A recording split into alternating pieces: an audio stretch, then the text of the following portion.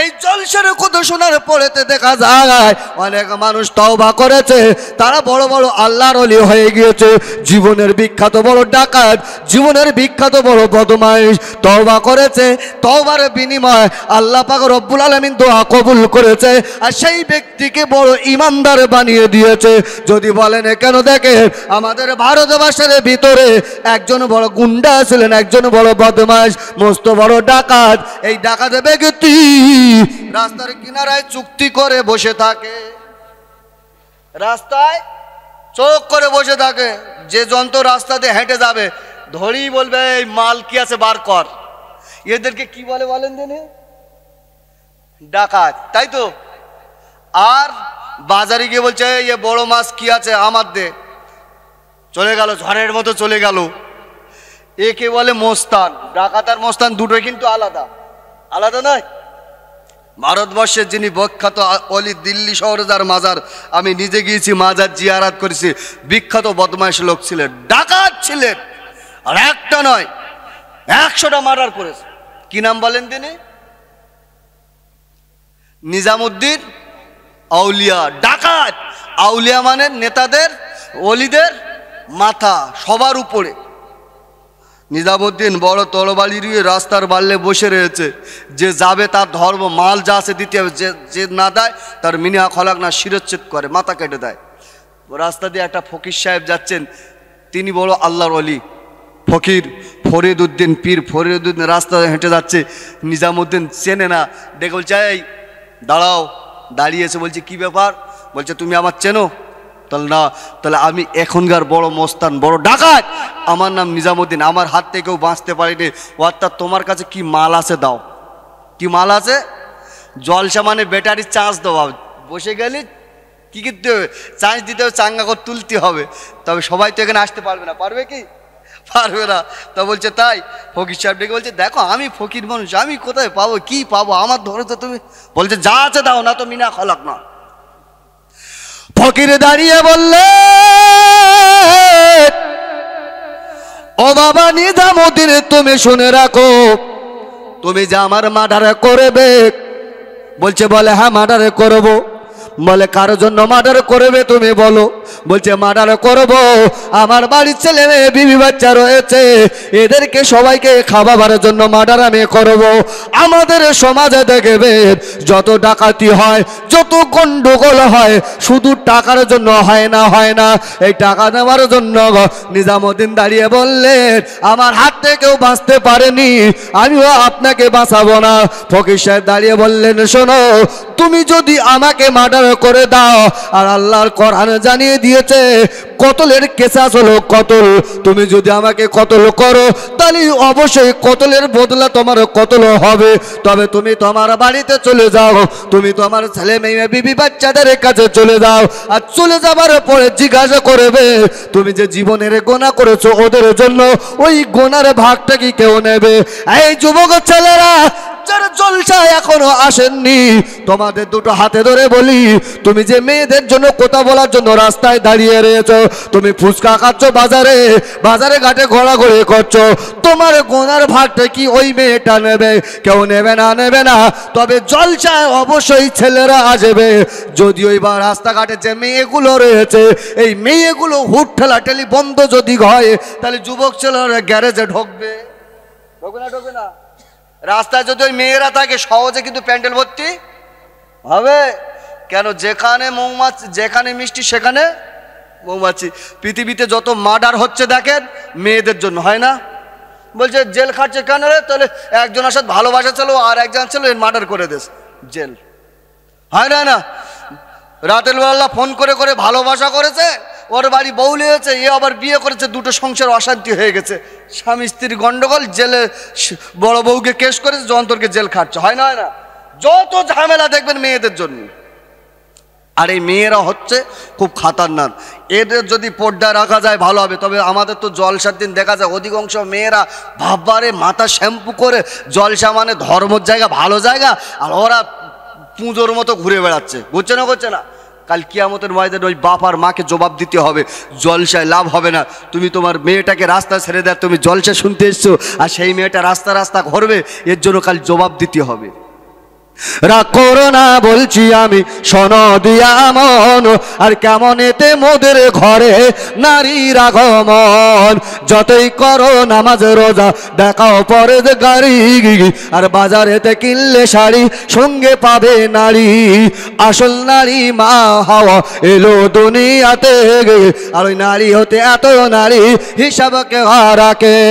বর্তমানে দেখি শুধু নারীর আমদানি, আর নারীর ফটোই ব্যবসা চালায় হাজারো দোকানি। মৌলবী ও মাওলানা হাজি গাজী ভাই, আর বর্তমানে নারীর হাতে বাঁচার উপায় নাই। রেডিও টেলিভিশন আর সিনেমা হলে, আর দলে দলে যাচ্ছে পুরুষ নারী আছে বলে। নববর্ষের দিনে দেখো হাজার দোকানদার, আর নারী মার্কা ফটো দিয়ে দিচ্ছে ক্যালেন্ডার। যেখানে যাবে শুধু মেয়ে, যেখানে যাবে। আর পানের সাথে জোর দেখাবে 300 পাতির কোটো, আর সেটাই দেখো বাদ নাই কো আছে নারীর ফটো। ইকো কিনুন, পটাশ কিনুন, রাসায়নিক সার, তার বস্তার উপর দেখতে পাবে নারীর পিকচার। আলকাতরা টিনে দেখো নারীর ফটো আছে, আর আলকাতরা বেশি দামে বিক্রি হবে বলে। আছে না সব জায়গায়, সমস্ত জায়গায় মেয়ে।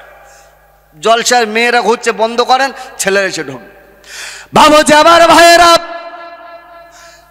পরের দিন দাঁড়িয়ে বলেছিলেন বাবা নিজাম তুমি যে আমার মার্ডার করবে, বলছে হ্যাঁ মার্ডার করব। তাহলে এই গুনার ভাগ কি তোমার পৃথিবীর কেউ নেবে? বলছে আমার গুনার ভাগ সবাই নেবে। এই না বলার পরে পীর ডেকে বললেন নিজাম তুমি তোমার বাড়িতে চলে যাও। তুমি তোমার বাড়িতে যাবার পরে তোমার গুনার ভাগ যদি পৃথিবীর কেউ নেয়, তাহলে তুমি এসে আমাকে মার্ডার করে দাও। তাহলে তুমি এসে আমাকে মার্ডার করো। হ্যাঁ গো, নিজামুদ্দিন ও মূর্খ হতে পারে, কিন্তু হাতের লেখা ভালো। বলছে ও বুড়ো লোকের মাথায় বুদ্ধি বেশি, তার মানে তুমি আমাকে বাড়ি পাঠিয়ে দেয়, এখান থেকে তুমি পালাবে, এটা তোমার কায়দা। বলছে না বাবা আমি পালাবো না, কথা দিচ্ছে দাঁড়িয়ে থাকবো। বলছে হবে না। বলছে তাহলে আমি যদি বাড়ি যেতে হয়, তাহলে আপনাকে এখানে কি করবো, বেঁধে রেখে যাব। এখন আল্লাহওয়ালা মানুষকে যদি কোনো মানুষ, দুনিয়ার মানুষ যদি বাঁধে, আপনারা বলেন আল্লাহ সহ্য করবে? হ্যাঁ, ফয়সালা আল্লাহ করবে না? করবে না? ভাবো যে আমার ভাইয়েরা, আল্লাহর ওলি ফরিদ রাস্তার কিনারে দাঁড়িয়ে, আর এদিকে দেখা যায় নিজামুদ্দিন হাতের কবজি টেনে ধরেছে। আল্লাহওয়ালা মানুষকে টেনে টেনে শুকনো গাছের গায়ে বেঁধে দিয়েছে।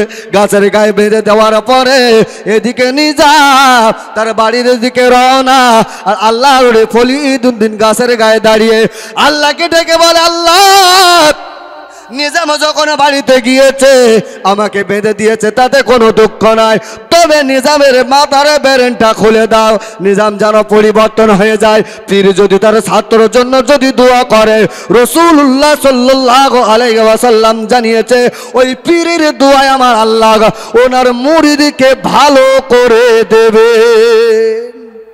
আর একটা কথা বলিস, ছেলে যদি সন্তান যদি বদমাইশ হয়, রাসূলুল্লাহর হাদিস, রসুল বলেছে ছেলে যদি মদ খায়, ছেলে যদি বাপের কথা না শোনে, ওই বাপ 41টা দিন তাহাজ্জুদ নামাজ কায়েম করুক, আর তাহাজ্জুদে গিয়ে অমিনাল লাইলি ফাতাহাজ্জাদ বিহি নাফিলাতাল লাকা আসা আইয়া বাসাকা রব্বুকা মাকামাম মাহমুদা। কোরআন বলছে 41 দিন তাহাজ্জুদ নামাজ পড়ে, আর বাপ ওই নামাজের পড়ে আল্লাহর কাছে কেঁদে কেঁদে বলবে আল্লাহ সন্তান আমার কথা মানে না, আল্লাহ সন্তানকে ভালো পথে ঘুরিয়ে দেয়। এই বাপ আর মায়ের দোয়ায় আমার আল্লাহ সন্তানকে ভালো পথে ঢুকিয়ে দেবে। যদি বলেন সুবহানাল্লাহ। সমাজে ছেলের ভাইরাস হচ্ছে, আর বাপ তার উপরে ভালো ভালো ওষুধ হচ্ছে, কাজ হবে? হ্যাঁ, হবে না। এখন ফরিদুদ্দিন যদি আল্লাহর কাছে কাঁদে, দোয়া কবুল হবে না? হবে না? ভাবো যাবার ভাইয়েরা, মসজিদের ইমাম সাহেব যদি ভালো হয়, তাহলে ওনার মসজিদের মুসল্লিরা ভালো হবে। আর যদি ইমাম সাহেবের ভিতরে খুঁতো থাকে, দেখবেন ওরাও গন্ডগোল হবে। ইমাম সাহেব যদি খৈনি খায়, ওনার যারা নামাজি আছে বিড়ি টানাটানি শুরু করবে। যদি ইমাম সাহেব যদি তেরেঙ্গা খায়, ওনার নামাজিও তেরেঙ্গা খাবে। ভাবো যে আমার ভাইয়েরা, ও যুবকেরা, জোয়ানেরা, মাদ্রাসার হুজুর যদি ভালো হয় ছাত্র অবশ্যই ভালো হবে, মাওলানা যদি ভালো হয় সেই সমাজের মানুষেরা ভালো হবে। আল্লাহ নবী মসজিদে নববীতে বসে আছেন, একজন ইহুদি কদম তুলে মসজিদের ভিতরে এসে দাঁড়িয়েছেন। আসসালামু আলাইকা ইয়া রাসূলুল্লাহ, আসসালামু আলাইকা ইয়া হাবিবাল্লাহ।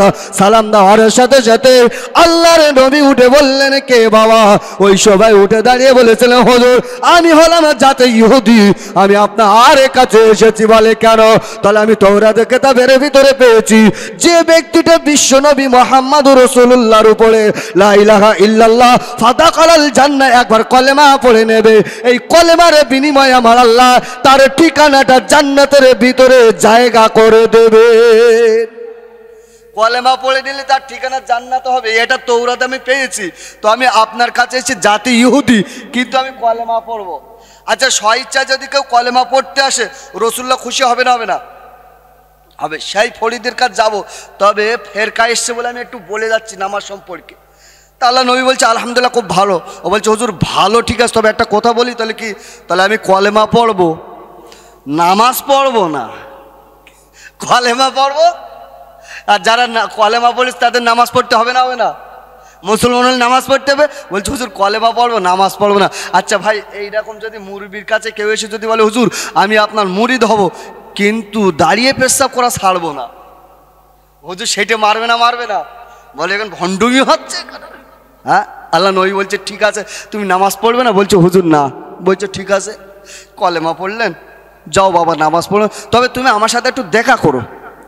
দেখা ভাবো যে আমার ভাইয়েরা, ইহুদির ছেলে কলেমা যখন পড়েছে আর কলেমা পড়ে বাড়ি গিয়েছে, আল্লাহ নবী মসজিদে নামাজও পড়ে, তাহাজ্জুদ নামাজও পড়ে, ওই ইহুদির জন্য হাত তুলে আল্লাহর কাছে বলে আল্লাহ ওই ইহুদি যেন কলেমা পড়ে মুসলমান হয়ে যায়, কলেমা পড়েছে যেন নামাজি হয়ে যায়, যেন ইমানদার হয়ে যায়, এই না বলে আল্লাহ পাকের দরবারে কাঁদে। ভাবো যে আমার ভাইয়েরা, ইহুদির ছেলে যে ব্যক্তিটা কলেমা পড়েছে ওই কলেমা পড়েনেওয়ালা নামাজ পড়ে না, মসজিদের পাশে যে চুপ করে দাঁড়িয়ে থাকে, সাহাবারা মসজিদে নামাজ পড়ে এ চুপ করে দাঁড়িয়ে থাকে। এখন বলেন ভালো লাগবে না খারাপ লাগবে? মনে মনে সবাই আপনাদের এই জলসা হচ্ছে, সবাই এসে আজানের টাইম হয়েছে, সবাই মসজিদে নামাজ পড়তে চায়, এর ভিতর থেকে একজন দুজন যদি নামাজ পড়তে না যায়, কেউ যদি নাও বলে, ওই যারা নামাজ পড়তে দুজন যায়নি মনে মনে দুঃখ লাগবে না লাগবে না? খারাপ লাগবে না? চোরের মতো মাথায় হাত করে থাকবে, আরে সবাই যাচ্ছে আমি যাইনি, লাগবে না লাগবে না? হ্যাঁ করে দাঁড়িয়ে থাকে, সব সাহাবারা নামাজ পড়ে আর ওই ইহুদির বেটা কলেমা পড়ে মুসলমান হলো চুপ করে দাঁড়িয়ে থাকে। খুব মনে মনে দুঃখ প্রকাশ করে একদিন মসজিদে গিয়ে বলছে হুজুর সত্যি সবাই নামাজ পড়ে আর আমি নামাজ পড়বো না, এটা কিন্তু খুব বাজে লাগে। তা হুজুর আমি নামাজ পড়বো, পারমিশন একটা দেন। বলতে নামাজ পড়বে ভালো জিনিস, নামাজ পড়ো। বলছে হুজুর নামাজ পড়বো, তবে আমি অজু করবো না, বিনা অজুতে চালাবো, শীতের সময় তো বিনা অজুতে চালাবো। আচ্ছা আমরা হলে কি করবো? মারবো না মারবো না? আল্লাহ নবী বলছে তাই? তাহলে হ্যাঁ ঠিক আছে, বিনা অজুতে চালাও, কোনো অসুবিধা নেই। বাবা যাবার ভাইয়েরা, উনি মসজিদে ফজরের নামাজ আদায় করবে, চুক্তি করে দরজার পাশে দাঁড়িয়ে আল্লাহর নবীর বিখ্যাত সাহাবী হযরত আবু হুরায়রা রাদিয়াল্লাহু তাআলা আনহু ইনি আবার ওযু করার জন্য গায়ের জামা খুলেছে, ওযু করার জায়গাগুলো ধুয়েছে, দুই হাতের কবজি পর্যন্ত ভালো করে ধুয়েছে, আর ভালো করে ধোয়ার পরে মসজিদে যেই ঢুকেছে এই ব্যক্তিকে ধরে বলছে ভাই আবু হুরায়রা, তুমি ওযু করার সময় দেখেছি কবজি পর্যন্ত কেন ধুলে বলো? যাই না বলেছেন আবু হুরায়রা দাঁড়িয়ে বলেছিলেন শোনো আমি তোমাকে জানিয়ে দিলাম, আল্লাহ নবী বলেছেন কাল কিয়ামতের দিনে মুসিবতের সময় আমার আল্লাহ ওনার উম্মতের বিশ্ব নবীর উম্মতদেরকে চিনবে ওযু করার জায়গা থেকে, যে জায়গাগুলো ধোবে সেই জায়গাগুলো চকচক করবে, বিশ্ব নবীর হাদিস। তাই তো আমি যখন ওযু করি দুই হাতের কবজি পর্যন্ত ধুই, মানে কিয়ামতের দিনে মুসিবতের সময় আমার কবজি পর্যন্ত ঝলমল করবে। এটাই ওই জন্য কবজি পর্যন্ত ধুয়েছে। যেই বলেছে ওই তিতাগর বলছে বলে বাবা তাহলে কবজি পর্যন্ত যদি তোমার ধয়, আর আমি বলে যাচ্ছি আজ থেকে আমি 5 ওয়াক্ত নামাজ পড়বো, গোসল করে ওযু করে ঢোকবো। জোরে বলে, আটু জোরে বলে। কে দোয়া করেছে? কে দোয়া করেছে? আল্লাহ রসুল দোয়া করেছে। তাহলে সন্তান যদি গন্ডগোল করে আর বাপ যদি দোয়া করে, দোয়া কাজে আসবে না আসবে না? হাদিস পাকের ভিতরে হচ্ছে সন্তান যদি তার আব্বা মায়ের জন্য দোয়া করে গ্যারান্টি দোয়া কবুল হবে। তার দোয়া করার কায়দা জানতে হবে তো। বাবু যে আমার ভাইয়েরা, ফরিদ গাছের গায়ে বাঁধা, আর এদিকে নিজামুদ্দিন তার বাড়িতে গিয়েছে। নিজামুদ্দিন বাড়িতে যাবার পরে দেখে ওনার স্ত্রী কোরআন খুলে কোরআন তেলাওয়াত করে। বিবিকে দরজার পাশে, স্বামীকে দরজার পাশে দাঁড়িয়েছে, আর বিবি দরজাটা খুলে দিয়ে দেখে নিজের স্বামী এসেছে। সালাম মোসা হয়ে গেল, আর গলা জড়িয়ে ধরে বলেছিল, স্বামী কি ব্যাপার, তুমি এমন করে আসলে কেন? বলে আমি এখন তোমার কাছে একটা বিষয় জানতে এসেছি। বলে কি? বলে ইতিপূর্বে তোমাদের মুখে যে খাবারগুলো তুলে দিয়েছি, এই খাবারগুলো হলো আমার হালাল পথের না, এই খাবারগুলো হলো হারাম পথের খাবার, অর্থাৎ ডাকাতি করা, মার্ডার করা। এই খাবারগুলো তোমাদের যখন ধরে দিয়েছি, এটাও তোমাদের খাওয়ানো হয়েছে, আর আমি হারাম উপার্জন করতে গিয়ে যে গোনাগুলো হচ্ছে, তুমি তো আমার স্ত্রী, এখন তুমি বলো এই গোনার ভাগ কি তুমি একটু নেবে? তুমি একটু গোনার ভাগ, আচ্ছা গোনার ভাগ স্ত্রী নেবে? স্ত্রী দেখো স্বামী জড়িয়ে ধরে বলছে, তুমি দুটো খেয়ে নাও। কি করো? দুটো হোলারে দাও, পরে বলবো। কাল কেন? তাহলে কোরআন বলছে অম্মি ও আবি ও সাহিবাতি হোবানি, ছেলে হবে না, মেয়ে হবে না, পাড়া প্রতিবেশী কেউ হবে না। আর আমি যদি বলি হ্যাঁ নেবো, এটাও হবে না, ওটা আমি নিতে পারবো না। এইদিকে ফরিদ আল্লাহ দরবারে হাত তুলে দোয়া চায়, ওগো আমার আল্লাহ, ওগো আমার আল্লাহ, আমার নিজামুদ্দিনের ব্যারেনটাকে খুলে দাও। আরে নিজামুদ্দিন এবার বাড়িতে বিবির কথা শুনে আসারে খাওয়া শুরু হয়েছে। না না, খাবো না, তোমাদের জন্য যে এত মেহনত করি, আর মেহনতের বিনিময় একটু আমার সঙ্গী হবে না। আমি নিজামুদ্দিন জানিয়ে দিলাম, আমিও তোমাদের কাছে আর থাকবো না। জোরে বলেন সুবহানাল্লাহ।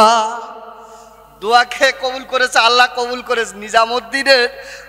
আল্লাহ পাকে দোয়া কবুল করে নিজামুদ্দিন ছুটে ছুটে গিয়ে দেখছে জঙ্গলের ভিতরে শুকনো গাছের গায়ে আল্লাহর ওলি বাঁধা রয়েছে।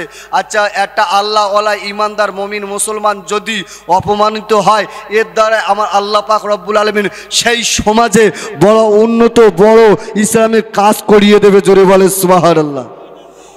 ফরিদকে অপমান করেছে, ফরিদকে গাছের গায়ে বেঁধেছে, কিন্তু এর বিনিময়ে সমাজে একটা বড় কাজ হবে। ইমাম সাহেব মসজিদে রয়েছে, আপনি ইমাম সাহেব দেখবেন, ইমাম সাহেবদের শতেক জ্বালা না? 7 জনা নামাজ পড়তে গেলে 14 রকম কায়দা ইমাম সাহেব তোমারে। আমি 9 বছর ইমামতি করেছি, আর ইমামতি করি বলে এখন জলসা করার মাদ্রাসা, আমি নিজের মাদ্রাসা রয়েছে, মাদ্রাসা চালাই, জলসা করে বাড়ি যাই, যত সকাল হোক না কার যত কষ্ট, মাদ্রাসা পড়িয়ে তারপর গিয়ে ঘুমাই। তো ইমামতি করার গুতো এমন একটা জামান আসবে, এমন একটা সময় আসবে, মসজিদ আর ইমাম খুঁজে পাওয়া যাবে না, যেমন তেমন যন্ত্রদের নামাজ পড়াতে হবে। কারণ ইমাম সাহেব যদি দুটো পয়সা হয়, আর যদি তুমি গুতো মারো, ইমাম সাহেব মসজিদ দাঁড়াবে? হ্যাঁ, ইমাম সাহেব সপ্তাহে একটা ছুটি। সপ্তাহে কটা ছুটি? একটা। মাসে 4টে 6টা ছুটি। শুক্রবার দিন ইমাম সাহেব শুক্রবার করে বাড়ি যায়, শনিবার দিন করে আসে, এরকম হয় না? হয় না? তো ইমাম সাহেব বাড়িতে, স্ত্রী ফোন করে বলছে, হ্যালো, তোমার মেয়ের শরীর খুব খারাপ, তাড়াতাড়ি বাড়ি এসো, ডাক্তারখানায় যেতে হবে, নাম লেখাতে হবে। তো ইমাম সাহেব জুম্মার নামাজ পড়াচ্ছে, বাড়ি মেয়ের শরীর খারাপ, ঠিক মতো নামাজ হবে? টেনশন। আবার এদিকে পালাবাড়ি ভাত। ইমাম সাহেব জুম্মার নামাজ পড়ে চুপ করে শুধু রাস্তামান চেয়ে কখন দুটো ভাত আসবে, দুটো খেয়ে বাড়ি যাব, কখন আসবে। এখন ভাত যখন আসে না, এদিকে মসজিদের মুসল্লিরা কোটোর টাকা হিসেব করছে। মাতোয়াল্লি ডেকে বলছে, ইমাম সাহেব তুমি খুব আউমাও করছে, বাড়ি যাবে বলছিলে, তা এখন তো ভাত আসেনি, চলো আমার বাড়ি দুটো খেয়ে আর বাড়ি যাবে, তাতে চলো আমার বাড়ি চলো। এরকম হয় না? হয় না? এখন ইমাম সাহেব, মাতোয়াল্লি ইমাম সাহেব হাতটা ধরে আর বাড়ি নিয়ে যাচ্ছে, দুটো খাওয়াবে। আর এদিকে মসজিদে মুসল্লি কি করছে? মসজিদের টাকা, কোটোর টাকা গুনছে। এখন ইমাম সাহেব আর মাতোয়াল্লি খুব গতিতে বাড়ি যাচ্ছে। ওই ইমাম সাহেবের গতিতে যাওয়া দেখে ওই মুসল্লিরা ঘুরে বলছে, দেখেছিস বড় লোকের বাড়ি পালা, মাল কত জোরে যাচ্ছে, দেখ, খাবো খাবো করে যাচ্ছে, মাল খাবো খাবো করে যাচ্ছে। ইমাম সাহেব বলছে, ও খোদা, একটু বাড়ি তাড়ারে এসে তাড়াতাড়ি যাচ্ছি, তা বলছে মাল খাবো খাবো করে যাচ্ছে। তো দুটো হলারে দিয়ে দুটো খেয়ে এবার মসজিদে মাতোয়াল্লির বাড়ি থেকে আস্তে আস্তে আসছে। কেন? এই জোরে যাচ্ছে তাই বলছে মাল খাবো খাবো করে যাচ্ছে, তাই দুটো খেয়ে আর আস্তে আস্তে আসছে। এই মুসল্লি ঘুরিয়ে বলছে, দেখেছিস বড় লোকের বাড়ি পালা, মাল এত খাবার খেয়ে স্যার হাঁটতে পারে না। হয় না? না, ইমাম সাহেব যে শতেক যারা, ইমাম সাহেব যে কঠিন গুতো, মদ খাবে, এসে বলছে হুজুর একটু হাঁসটা জবাই করে দেন দিন। হাঁস মদ খাবে, হাঁস জবাই করে দিতে বলছে। এখন ইমাম সাহেব বলছে যদি জবাই করে দেয় তাহলে আল্লাহর কাছে জবাব দিতে হবে, কেন তো হারাম জিনিস খাবে। আর যদি না দেয় এই মদ করে চার দোকানেকে বলবো ইমামকে চাইনি, বলবে না বলবে না? তো ইমাম সাহেব বলছে কি করি, যদি জবাই করি আল্লাহর কাছে জবাব দিতে হবে, জবাই না করলি তাহলে আমার কি করতে হবে, চাকরি যাবে। ইমাম সাহেব তখন বলছিল ধর তুই মদ খাবি তা কি হয়েছে। ইমাম সাহেব নিয়ত করবে তো আমি, তোরা যেমন হবে আমি সেরকম চালাবো লে। এখন এই মদ করে এইরকম কায়দা করে হাঁসটা ধরেছে, আর ইমাম সাহেব ছড়িলে নিয়ত করছে চকচকে ছড়ি, কসকসে ধার, আর পাকা মদ করে হাঁস। আল্লাহু আকবার, তোরা যেমন করবে আমি সেই রকম। বাবাজি আমার ভাইয়েরা, এবার আমি আপনাদেরকে বলতে চাই মসজিদের ইমাম সাহেবকে মহব্বত করবেন। কেন কোনো ইমাম সাহেব কোনোদিন কোনো মুসল্লিকে বলবে না বাবা মদ খাও, শুধু খাও, এ কথা বলবে না। ইমাম সাহেবের দায়িত্ব হলো আপনার মহল্লার মুসল্লিদেরকে ভালো পথে টেনে আনার। সেই ইমাম সাহেবকে যদি গুঁতো মারে তাহলে অবস্থা খারাপ হবে। ইমাম সাহেব আপনার জন্য কাঁদবে, ইমাম সাহেব আপনাদের ফ্যামিলির জন্য কাঁদবে। ওই ইমামকে উল্টো পাল্টো কথা বলা যাবে না। বাবাজি আমার ভাইয়েরা, এদিকে ফরিদে গাছের গায়ে বাঁধা, আর আল্লাহ পাকের দরবারে ডেকে ডেকে বলে আল্লাহ আমাকে গাছের গায়ে বেঁধেছে, তাতেও আমার কোনো দুঃখ নাই। কিন্তু এলাকার বড় যিনি মোস্তান, এই এলাকার বড় যিনি লিডার, এই এলাকার বড় জেনাকারী, যার নাম হলো নিজামুদ্দিনের কথা শোনার পরে সবাই যখন পালিয়ে যায়, ও আমার আল্লাহ, আমার এই অপমানের বিনিময় আমি তোমার কাছে দরখাস্ত তুলে দিলাম। ও আমার আল্লাহ, ও আমার আল্লাহ, ওই নিজামুদ্দিনের জীবনের গোনা খাতা মাফ করে ওকে আল্লাহর অলির খাতায় নামটা তুলে নাও। আল্লাহ ওকে পরিবর্তনের খাতায় তুলে নাও। এই না বলে পীর যখন তারা মুরিদের জন্য কাঁদে, ইমাম সাহেব যখন তারা মুসল্লিদের জন্য কাঁদবে, অবশ্যই ইমাম যদি মনের ভিতর দিয়ে দোয়া চাগায়, ওই দোয়াটা আল্লাহ পাকে দরবারে কবুল হবে। আর আমরা যদি পিছনে গুঁতো মারবো, কাঠি দেবো, সামনে এসে বলবো হুজুর দোয়া করবেন, ইমাম সাহেব বলছে ঠিক আছে ইনশাল্লাহ, এ দোয়া কাজ হবে। অন্তর দোয়াটা আগে করতে হবে। এখন পীরের দিকে দোয়া করছে, আর নিজামুদ্দিন বাড়িতে আসার খাচ্ছে, বলে আমি আর থাকবো না। বাবাজি আমার ভাইয়েরা, নিজামের হাতে বড় তরবারি রয়েছে, ছুটে ফরিদের কাছে তরবারিটা ফেলে দিয়েছে। আর তো স্বভাব করে দড়িটা খুলে দিয়ে বলে হুজুর এতক্ষণ ধরে গাছের গায়ে বেঁধেছি, আপনাকে বল আমি অপমান করেছি, বিয়াদবি করেছি, আপনি আমাকে ক্ষমা করে দেন, মাফ করে দেন। এই না বলার পরে ফরিদ ডেকে বলেছিল বাবা কি হয়েছে? বলছে হুজুর এতে পড়বে আমি 99টা মার্ডার করেছি, আমি অনেক জেনা করেছি, মদ খেয়েছি, হারাম বস্তু খেয়েছি হুজুর। এখন আমি আপনাকে গাছের গায়ে বেঁধে রেখেছিলাম, এই যে 99টা আমি মার্ডার করেছি, আমার দোয়াকে আল্লাহ পাকের দরবারে কবুল হবে, আমার জীবনের গুনাহ কি মাফ হবে। আল্লাহর ওলি ফরিদ দাঁড়িয়ে বললেন, আল্লাহ পাক কোরআন পাকের ভিতরে জানিয়েছে ইন্নাল্লাহা ইউহিব্বুত তাওয়াবিনা ওয়া ইউহিব্বুল মুতাতাহহিরিন। ওরে বাবা নিজাম তুমি শোনো, আমার আল্লাহ জানিয়ে দিয়েছে সে যদি পাহাড় পরিমাণ গুনাহ করে, এই গুনাহকে আমার আল্লাহ গুনাহকে মাথায় রেখে যদি তওবা করতে পারে, এই তওবার বিনিময়ে আমার আল্লাহ তার তামাম জীবনের সমস্ত গুনাহ মাফ করে দিয়ে এই গুনাহটা নেকিতে ভরপুর করে দেবে। আটু জোরে বলে সুবহানাল্লাহ, নারে তাকবীর, দরুদ আল্লাহুম্মা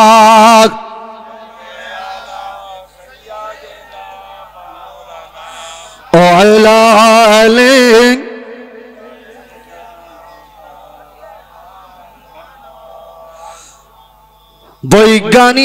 বৈজ্ঞানিক আঙ্গনবীজি এমন সুন্দর দয়ার নবী খুঁজে পাইবানি।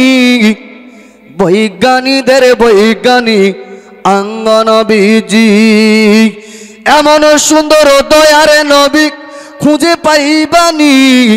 বৈজ্ঞানিক আঙ্গনবীজি বিজ্ঞানীরা রকেট চেপে চাঁদের দেশে যায়, আর আমার নবী রকেট ছাড়া মেরাজ শরীফে যায়। জোরে বল নারে তাকবীর। আপনাদের ইমাম সাহেব মনে করেন জলসার দাউদ হয়েছে একটা ত্রিপুরায়। ইমাম সাহেব এখন ওই ত্রিপুরা যখন জলসা করতে গিয়েছে, ইউটিউবার লিখেছে বিভিন্ন রকম ফটো, প্লেনের ফটো, ওটা ফটো, দাঁড়ানো ফটো, বসা ফটো, বিভিন্ন রকম ফটো তুলেছে। তুলে মোবাইল করে বাড়ি এনে মসজিদে বসে নামাজ পড়ে শুধু মুসল্লিদের দেখাচ্ছে, শুধু দেখ কে বাসে। ঠিক এখানে তো অনেক মসজিদের ইমাম সাহেব আছে, তারা তো প্লেন চাপার সুযোগ হয়নি, আর আল্লাহ আমার প্লেন চাপিয়ে জলসা করিয়েছে। আবার এই কথা মুসল্লিদের শোনার পরে মুসল্লিরা খুশি হবে না? হবে না? এরাও সাত দোকানকে বলবে তোদের ইমাম সাহেব ও টোটো চালায়, আর ইমাম সাহেব প্লেন চাপে। বলবে না? বলবে না? নিজেকে গর্ব করবে।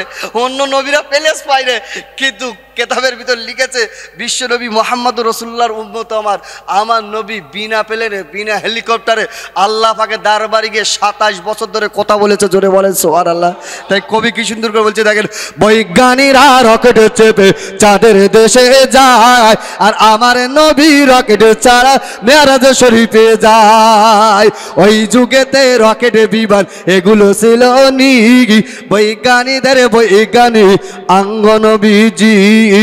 এমন সুন্দর দয়ার নবী খুঁজে পাইবানি, বৈজ্ঞানিকদের বৈজ্ঞানিক আঙ্গ নবীজি।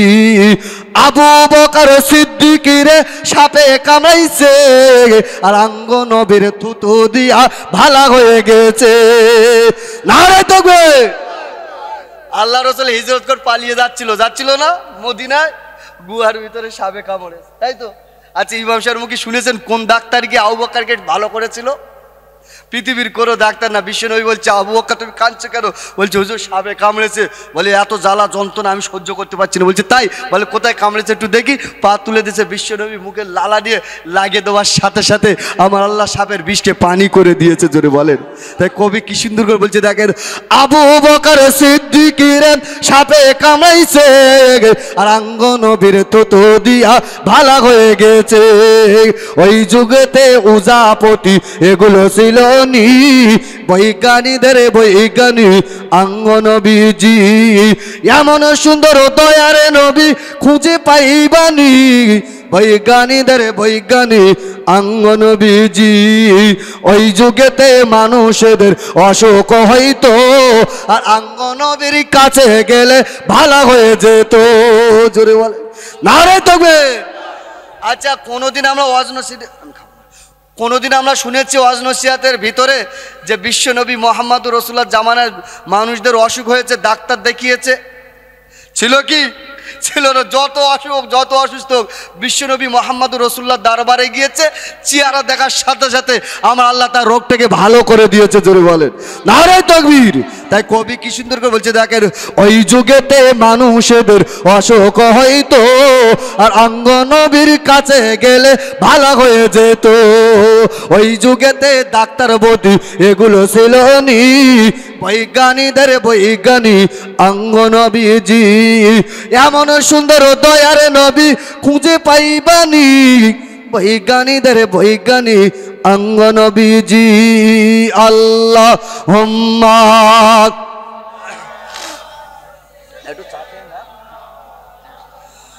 ও আলা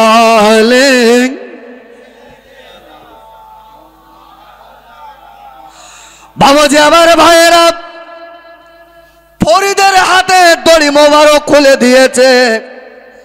ফরিদ চুক্তি করে দাঁড়িয়ে নিজামের চেহারা দিকে তাকিয়ে বলেছিলে, বাবা তুমি তো এলাকার বড় পণ্ডিত, তুমি এলাকার বড় ডাকাত, তুমি এতে পড়বে 99টা মার্ডার করেছো। বলে হ্যাঁ। বলছো, হুজুর আমার গুনাহ কি মাফ হবে? আল্লাহর নবীর দেওয়ানা ফরিদ দাঁড়িয়ে বলেছিলে, বাবা তুমি যদি খালিস নিয়তে তওবা করতে পারো, এই তওবার বিনিময় আমার আল্লাহ তোমার তামাম জীবনের সমস্ত গুনাহ খাতাকে মাফ করে দেবে।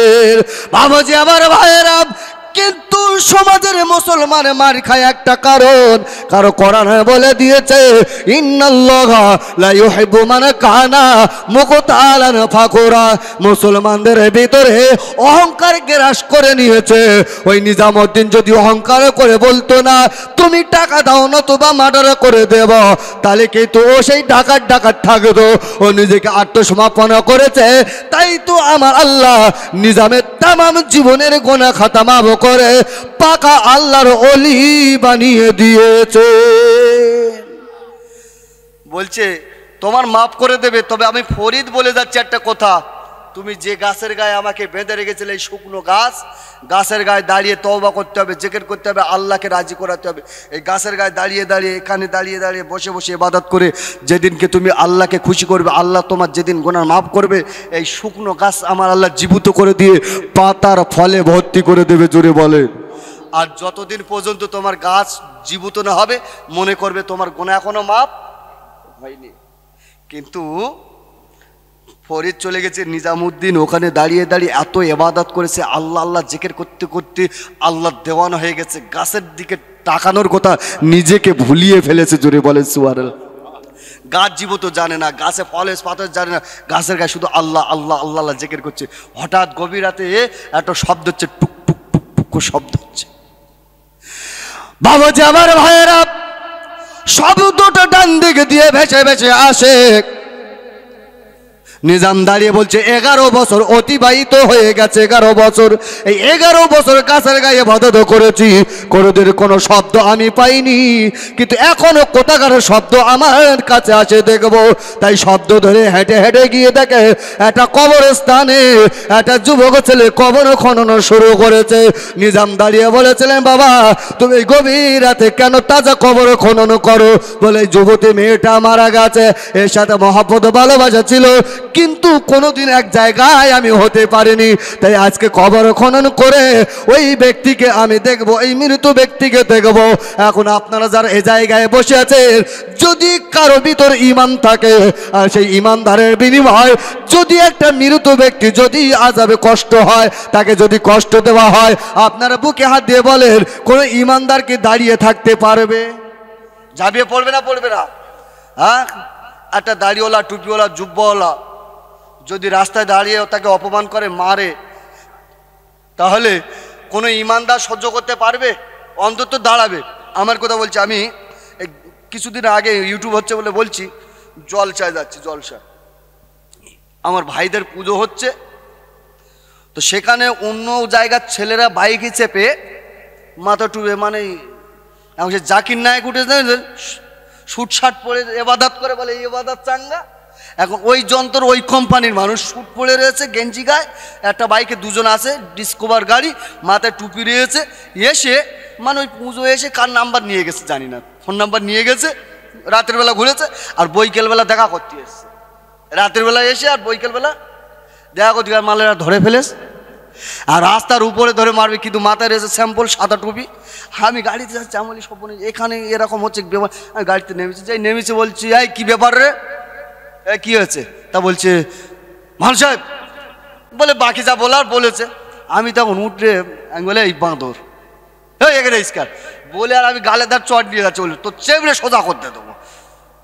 হ্যাঁ, তুই এইছিস ঠিক আছে, তুই ফোন করবি কেন, আর এখানে আসবি কেন, ফোন নাম্বার নিলি কেন বল। ওরা তখন আমাকে ধরে বলছে, হুজুর দাঁড়ান, মারবেন না, মারবেন না, মানুষ মারবেন না, বলে জীবনে এই রাস্তায় ঢুকবি না, চল। তা বলছে হুজুর আমরা ধরে বেঁধে ফেলো, না আর ওকে মাফ করে দেন, জীবনে আসবে। আমি বলছি ছেড়ে দেন, ছেড়ে দিয়েছে। আচ্ছা, ও যদি খালি মাথায় যদি থাকতো, যদি টুপি যদি না থাকতো, দাঁড়াতাম কি? কিন্তু যন্ত্র মাথায় বুঝেছি যে আমাদের কোম্পানি, তা বিপদে পড়ে অন্তত দাঁড়াই। বাবাজি আমার ভাইয়েরা, নিজাম কবরস্থানের পাশে দাঁড়িয়ে চোখ দিয়ে টপ টপ করে পানি ফেলে বলে, আরে যুবক তুমি কবর খনবে, আর ওই কবরের ভিতরে তুমি ওই মেয়েটার সাথে তুমি কি খারাপ ব্যবহার করবে?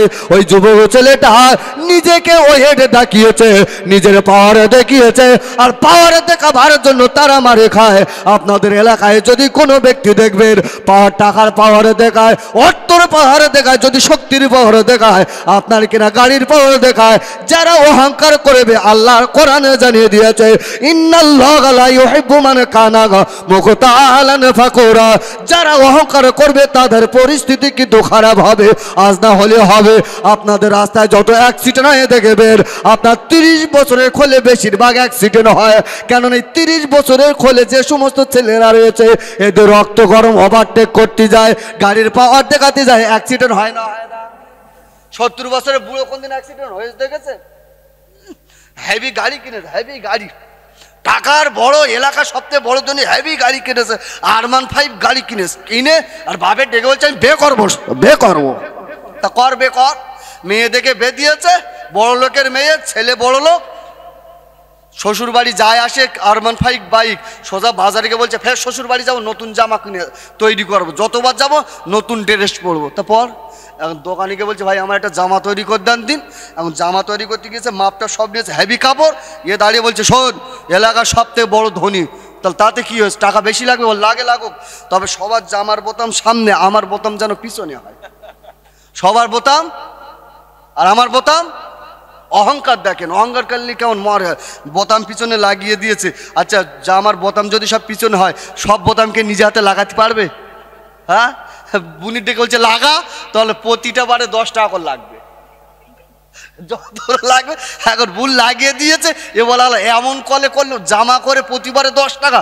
ভাই হোক, সোজা বাইক নিয়ে আর পিছনে বোতামওয়ালা জামা, গায়ে দিয়ে R15 নিয়ে দোকান থেকে মিষ্টি কিনেছে, শ্বশুর বাড়ি যাচ্ছে। তা যা। আর এখন তো আমাদের দিদিমণি সরকার আসার পরে সব রাস্তাঘাট সব ভালো হয়েছে, হয়নি? সব ঢালাই, অলি গলি সব ঢালাই। এখন এই ঢালাই রাস্তাতে শ্বশুর বাড়ি যাচ্ছে, যাচ্ছে, আর সামনে বাম্পার পাশে 4 দোকান লোকজন ভর্তি। এখন ওই বাম্পার দেখে সাঁটা ব্রেক কষেছে, চলন্ত খুব গতি গাড়ি, যদি সাঁটা ব্রেক কষে গাড়িতে বসে থাকবে না, পড়ে যাবে। এখন ডিগবাজি খেয়েছে। আচ্ছা যারা বাইক নিয়ে পড়ে, চিতয়ে পড়ে না উপরে পড়ে? বা যারা পড়েছেন অন্তত বলে কিভাবে পড়ে? উপরে। এখন উপরে পড়েছে, 4 দোকানদার বলছে এই আমাদের গ্রামের জামাই পড়ে গেছে, ছোট ছোট ছোট। এখন ছুটে গিয়ে দেখে মাল উপরে পড়ে রে, জামার বোতাম কোথায়? পিছনে। বলছে ও বাবা এত জোরে পড়েছ, মুখ বেঁকে পিছনে, এই ওর বুকির উপর চড়ে বসে জামার বোতাম ধরে ঘোরাচ্ছে, এই মাথা ঘোরাচ্ছে। আচ্ছা ঘরবে, বোতাম তো পিছনে, যাই ঘরে বলছে মুরব্বী বলছে দাঁড়া, বলছে বলছে দাঁড়া। এখন ঘুরকে মিনহা নাও, একদম পটল তুলে সোজা। ওই হ্যাঁকাতে যদি না করে, যদি পিছনে বোতাম না করে, যদি সামনে থাকতো, অন্তত মাথায় পান দিলে হসপিটাল নিয়ে গেলি, এটুকু হলেও হতো। হ্যাঁকাতে করে পিছনে করে কি হয়েছে মনে হয় না? হয়নি? বাবা যে আমার ভাইয়েরা, কবরস্থানের পাশে দাঁড়িয়ে ওই যুবক ছেলেটা দাঁড়িয়ে বলেছিল শোনো, আমার পাওয়ার হলো আলাদা, এখনকার সেরা মোস্তাদ এই মেয়েটার সাথে পরিচয় ছিল আমার, কিন্তু এই মেয়েটা আজকে বিদায় নিয়েছে, তাই তো আমি এ জায়গায় এসেছি। নিজাম দাঁড়িয়ে বলছে পাওয়ার সব জায়গায় দেখাবে না, ও ছিল বাঘ, এখন কিন্তু আল্লাহর বাঘ হয়ে গেছে, কিন্তু গুনাহগার হবে এটা কোনোদিন সহ্য করতে পারে না। বাবুজি আবার ভাইরা নিজাম দাঁড়িয়ে বলেছিল সর, তুমি এখান থেকে চলে যাও।